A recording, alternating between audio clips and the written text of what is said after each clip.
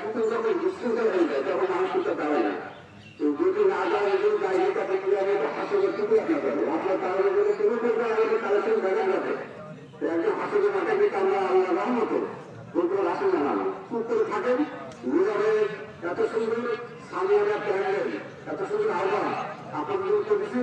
তো আমি বর্তমানে যারা আমাদের যশোর জেলার দাবি থাকে যশোর জেলার দাবিরা তাকে আপনাদের তাদের কাছে আমরা বিশেষ অনুরোধ করছি। আমরা যশোর জেলার দাবি হিসেবে আমাদের গ্রামের লোক বা গ্রামের সন্তানরা চাকরি করেন আমাদের বিদেশের প্রবাসীদের এখানে হচ্ছে কারণ যেহেতু আপনার ওই মোবাইল এবং নেটের যুগে যেগুলো কথা বলা যায় এগুলো সিস্টেম কথা বলা যায়।